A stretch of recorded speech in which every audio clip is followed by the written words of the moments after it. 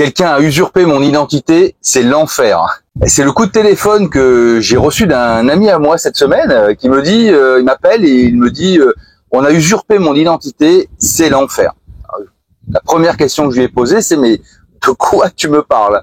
Après, tout de suite, comment tu t'en es rendu compte? Et puis, qu'est-ce que tu as fait? C'est pas la peine de vous dire que ni une ni deux, je suis parti en quête d'informations pour savoir comment se protéger de l'usurpation d'identité.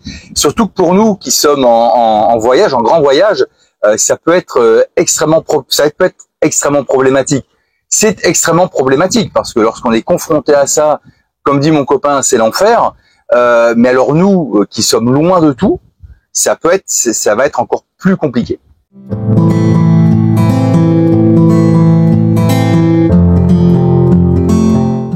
Bienvenue sur Ikigai Voyage, la chaîne où on parle de voile, de voyage et de changement de vie. Avant toute chose, je tenais vraiment à vous remercier pour l'accueil que vous avez réservé à notre livre de bord. Vous avez été très très nombreux à le commander et nous en sommes très très heureux.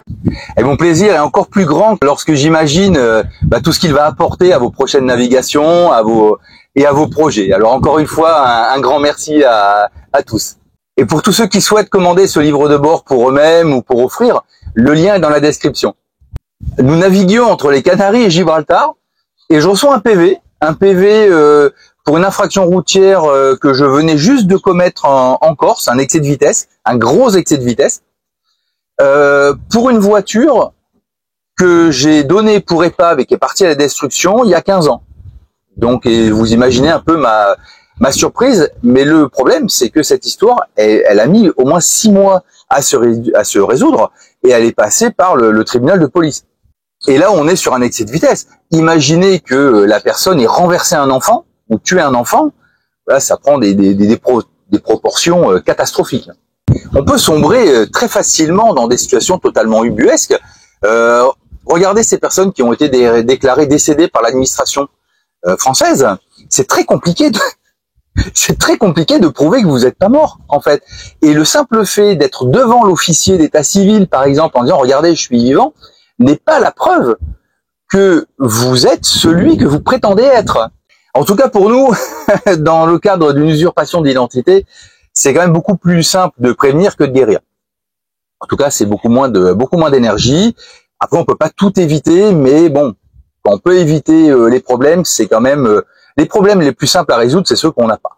La personne qui va usurper votre identité, elle va utiliser vos données personnelles, votre nom, prénom, adresse, téléphone, email, numéro de sécurité sociale, RIB, ou des données que vous pouvez avoir sur votre bulletin de salaire. Bon, il y a énormément de données sensibles qui peuvent être utilisées et qui vont être utilisées à des fins d'achat, par exemple, mais aussi pour ouvrir un compte, pour faire un crédit, pour avoir des actes malveillants, commettre des infractions, comme pour le code de la route, ou bien des actes illégaux, mais qui relèvent du pénal. La méthode traditionnelle pour l'usurpation de l'identité, c'est une méthode physique en fait. Soit on vous a volé votre portefeuille, vos papiers, ou on est venu récupérer des papiers sensibles, par exemple les papiers qu'on pourrait recevoir par courrier, dans la boîte aux lettres, ou des papiers qu'on a jetés à la poubelle et qui sont récupérés. Et pour nous, ça pose la question, par exemple, qui sommes en voyage, de l'amoncellement des courriers dans les boîtes aux lettres pendant qu'on n'est pas là. C'est-à-dire, il y a bien quelqu'un qui relève le courrier, oui, mais à quelle fréquence? Et est-ce que le fait que nous ne soyons plus à l'adresse indiquée est connu, en fait, de notre environnement? Aujourd'hui, ça se passe beaucoup par Internet. Alors, ça peut être du piratage, avec beaucoup de formes, soit du piratage de comptes au niveau des réseaux sociaux, ça peut être du piratage, ça peut être de l'hameçonnage au niveau des emails qu'on peut vous envoyer, ça peut être aussi la fuite de données au niveau des entreprises, ça peut être des logiciels malveillants également. Et puis il y a une part qui relève beaucoup plus finalement de notre comportement, qui est l'envoi de tous ces documents qu'on va transmettre, soit pour répondre à des annonces, pour des logements, soit des documents plus administratifs, d'identité, etc., qu'on va transmettre par Internet pour répondre à des besoins du moment.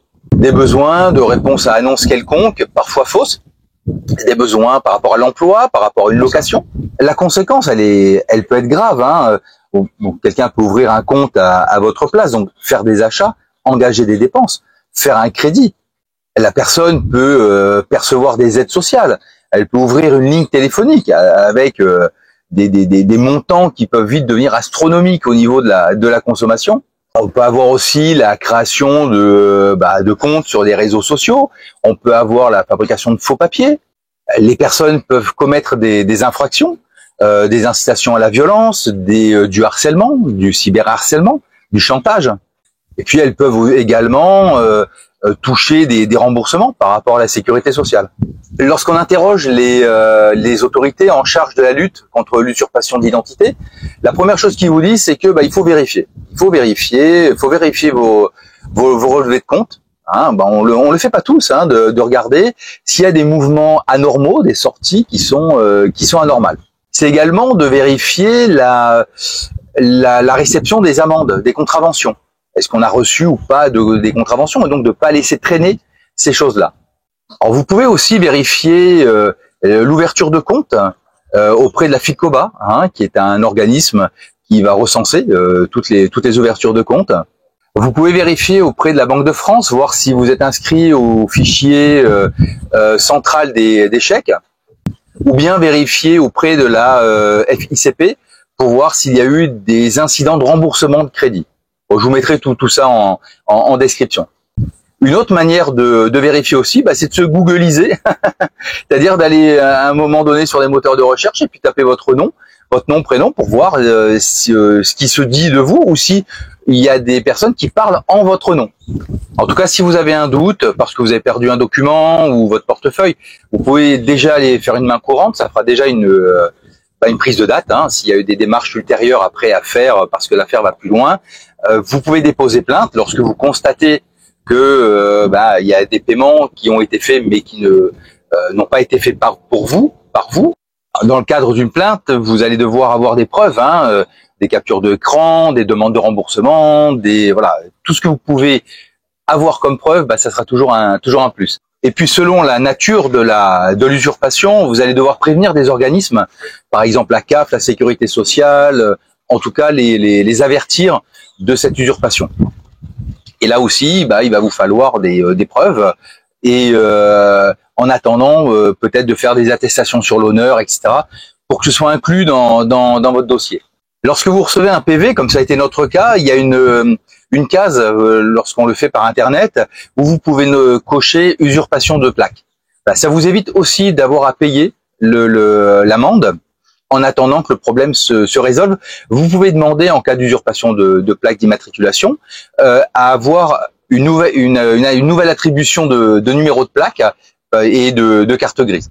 Et lorsque ça concerne les réseaux sociaux, là il faut absolument avertir les plateformes Facebook, Instagram, etc.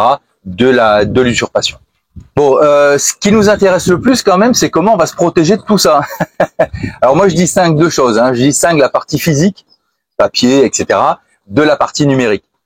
Dans la partie physique, la première chose, c'est que tous les documents sensibles soient rangés dans un endroit protégé, c'est-à-dire un endroit où ça va pas traîner sur un coin de table, c'est rangé, alors pas forcément dans un coffre-fort.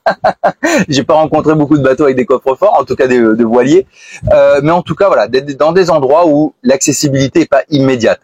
La deuxième chose, c'est lorsque vous détruisez ou vous séparez de documents physiques, il faut qu'il soit vraiment bien détruit, c'est-à-dire qu'on ne puisse pas reconstituer votre identité si on trouve ces papiers à la poubelle, par exemple.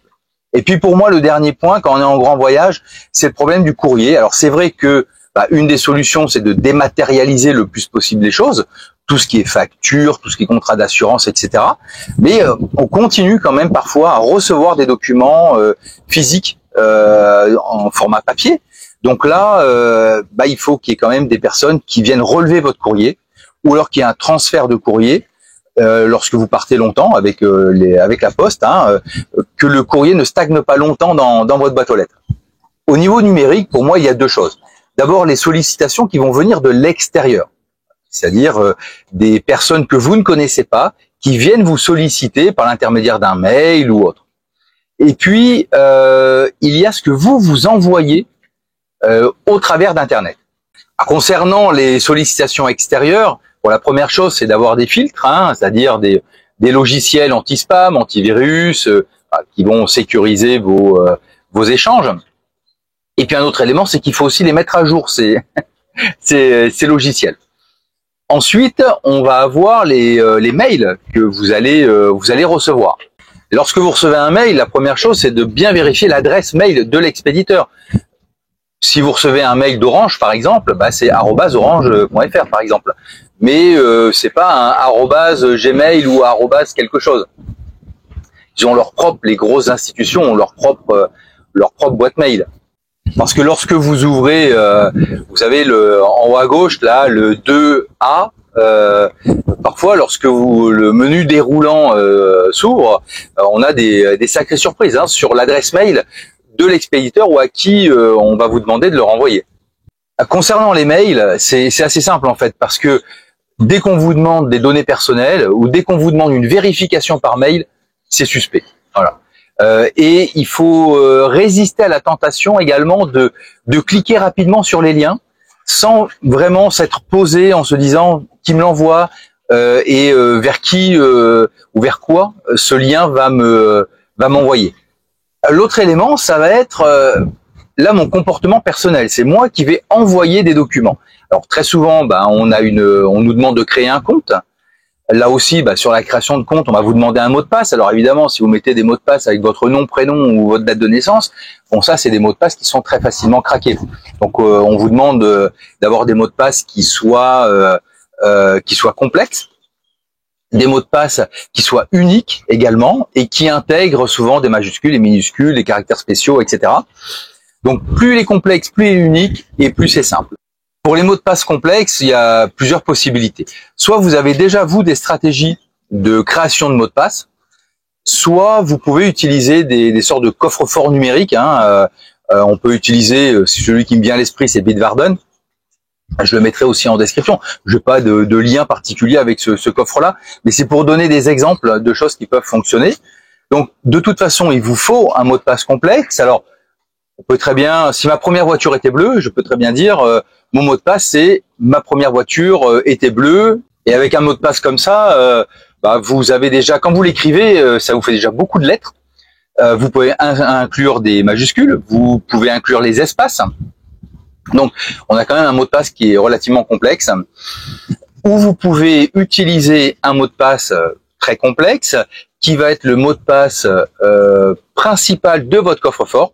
Et ensuite, c'est le coffre-fort qui va générer tous les mots de passe. Alors là, avec des combinaisons, vous pouvez choisir le nombre de lettres, de chiffres que vous voulez dans vos combinaisons de mots de passe. Et c'est le coffre-fort qui va gérer ça. Donc ça veut dire aussi que quand vous allez aller sur les sites, vous allez d'abord aller sur le coffre-fort, lui demander d'aller sur le site, et après, automatiquement, il va tout renseigner. Ou vous ouvrez le coffre-fort, vous allez sur le site, et au moment de rentrer les données, le coffre-fort vous propose les choses. Ça paraît un lieu commun de dire ça, mais je peux vous assurer que, au vu du nombre de mots de passe et d'espaces perso qu'on a, on va avoir 200, 300 mots de passe. Bon, à un moment donné, on se dit, bon allez, je vais au plus simple, je prends toujours le même mot de passe, au moins je peux m'en souvenir, et puis si ça fait X temps que je suis pas allé sur ce site-là, je sais que je vais retrouver facilement mon mot de passe. L'autre élément, c'est lorsque vous allez renseigner vos données pour créer le compte, c'est de donner le minimum d'informations. Voilà, vous ne donnez que ce qui est obligatoire pour pouvoir créer le compte, et déjà, parfois c'est déjà beaucoup, et puis pensez à utiliser des pseudos, lorsque c'est possible, plutôt que de donner son nom en entier. Pensez à regarder aussi les règles de confidentialité que vous avez surtout au niveau des réseaux sociaux. Un autre élément qui pour moi est très très important, c'est qu'à chaque fois qu'on va vous demander d'envoyer un document, envoyez des documents sur lesquels figurent des filigranes. Les filigranes sont des petites écritures qui vont recouvrir le document. Et sur ce filigrane, vous aurez la date, la personne à qui vous l'envoyez, le motif pour lequel vous l'envoyez. Alors il y a un site du gouvernement qui fait ça, soit sous forme d'appli, soit sous forme de site internet. Je le mettrai aussi dans la description. Ce qui veut dire que la personne qui va recevoir le document ne pourra rien faire d'autre avec ce document, exemple, si c'est votre pièce d'identité, sur la pièce d'identité, il y aura écrit la date de l'envoi, à qui vous l'envoyez et pour quelle raison vous l'envoyez. C'est comme si vous envoyez un document à usage unique. En fait, celui qui reçoit le document ne peut rien faire d'autre avec ça et ne pourra pas l'utiliser à d'autres fins. Parce que pour nous qui sommes en grand voyage, en bateau, on est mobile, on est nomade, donc on est obligé de beaucoup utiliser Internet pour transmettre des documents. Un autre moment critique lorsqu'on est sur Internet, c'est lorsqu'on va procéder à des achats. Alors en tant que terrien, les terriens font beaucoup d'achats par Internet, mais lorsqu'on est sur l'eau, on en fait encore plus. Beaucoup de choses passent par Internet. Donc là, il faut bien vérifier qu'on est sur un site sécurisé, dans la barre, dans l'URL, HTTPS. Ce qui marche bien aussi, c'est PayPal. Et lorsque le vendeur propose les paiements PayPal, on sait que c'est un système qui est relativement sécurisé aussi. La chose que nous on évite de faire sur Ikigai, c'est on évite de laisser nos cartes et nos données bancaires sur les sites de vente. C'est-à-dire que on va rentrer, mais on n'enregistre pas définitivement la carte. Alors c'est vrai que ça va plus vite après quand on y revient, la carte est déjà renseignée, etc. Bon, on trouve pas que ce soit forcément sécure. Donc nous, à chaque fois, on entre les données bancaires sur le site à chaque fois qu'on veut procéder au paiement. Lorsque vous sortez, une fois que vous avez terminé, lorsque vous sortez des comptes, pensez à bien vous déconnecter des comptes. Pensez à bien vous déconnecter des comptes aussi lorsque vous utilisez du Wi-Fi public. Là, il faut faire très attention. Nous, on n'utilise pas lorsqu'on utilise du Wi-Fi public, c'est jamais pour transmettre des informations. Là, on repasse sur nos réseaux privés. Et le dernier point pour finir avec la partie numérique, on va dire, c'est pensez à régulièrement quand même effacer vos historiques de navigation et puis effacer les cookies. L'objet de la vidéo, c'est pas de vous dire voilà de faire ceci ou de faire cela, mais c'est de vous transmettre nous ce que nous faisons sur Ikigai. On n'est pas à l'abri d'un acte malveillant, et puis c'est pas parce qu'on prend toutes ces précautions non plus qu'on est à l'abri d'une usurpation d'identité. En tout cas, on essaie sur Ikigai de faire le maximum de choses pour limiter la possibilité de ce type d'actes malveillants.